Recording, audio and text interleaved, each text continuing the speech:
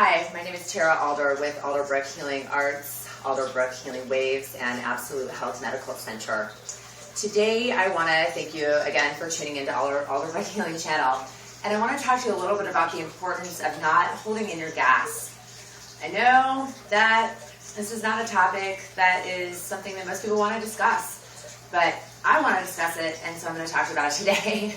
I have with me here a model of a very diseased colon. Let's hope none of our colons ever look like this. This is not the actual size of a colon. Colons are typically about 5 feet long.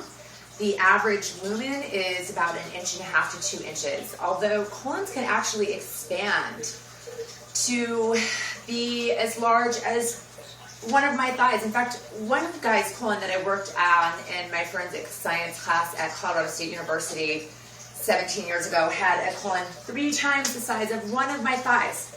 All right, he had what we call toxic megacolon. That can be congenital or acquired. Most commonly what we see in our society is that it is acquired. And it's acquired because people are holding on. They are expanding and retaining rather than expanding and contracting, enabling constant flow. Not only does our colon expand to accommodate the constant, input that we're putting in, but it can also develop what we call diverticuli, which you can see here on my little colon model. These little protruding pockets that come out of weak points in the bowel muscle walls that are basically accumulating poop. Poop is mostly bacteria and mucus, and it's the bacterial decomposition of the foods that we're eating. When we're eating more than we're releasing, then our colon tends to expand and retain rather than expanding and contracting. And if we're holding in gas, then that can actually push out little diverticuli. If you have more than one diverticuli, like you see in this little very diseased colon model, you have what we call diverticulosis. If you get infections in that diverticuli, then you have what we call diverticulitis. Okay? Diverticulitis is, like I said, it's an infection in the diverticuli. It can be deadly. It can actually be something that is similar to an erupted appendix. It can actually burst, and you can have fecal matter then seeping into your abdominal cavity. You can imagine, it's not going to be pleasant. Basically, a lot of this can be avoided by when you consume food, when you expand to receive. You want to give yourself an opportunity to have a bowel movement and contract to release.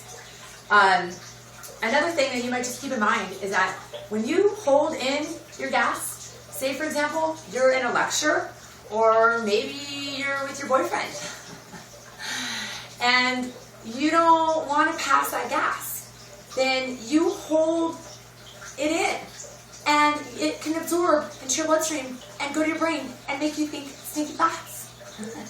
Kinda. Actually, not really, but something like that. You have your hepatic portal system located within the walls of your bowel, and so what you absorb from your colon goes to your liver. The liver tries really hard to detoxify it. Then it's going to go to your heart, and then it is actually going to go to your brain. It's going to go to every organ and every cell in your body. So you have my permission to pass that gas. Anyways, there's a lot more we can talk about. There's a lot of things that you can do to prevent a toxic condition in your bowel. You do not have to be a victim of colon cancer because it's some unknown disease with no known cause and no known cure. You can learn how to care for the organ that you really do want to have working for you for the rest of your life. That absolutely affects every other organ in your body as well as every cell in your body. It affects the way you think. It can affect the way you feel. The intestinal tract has its own nervous system. It's called the enteric nervous system. It's part of the peripheral nervous system. It's been studied for over 100 years. A lot of those studies have been covered up because we've decided to study surgeries and drugs instead. And fortunately, there are some amazing physicians that are picking up that study, one of which has written an awesome book.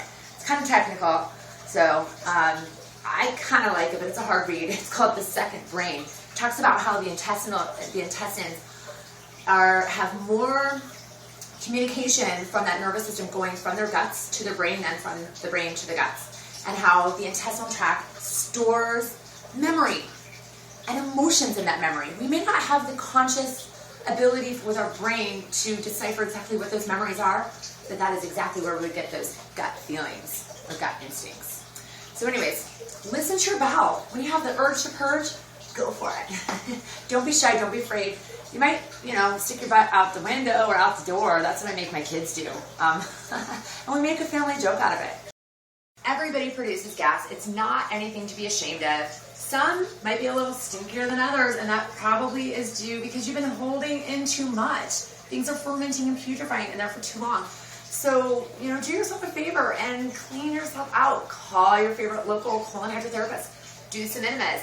Or just give yourself an opportunity to have a bowel movement. Drink more water. Eat lots of fruits and vegetables. But chew your food, because not chewing your food can be a source of additional gas.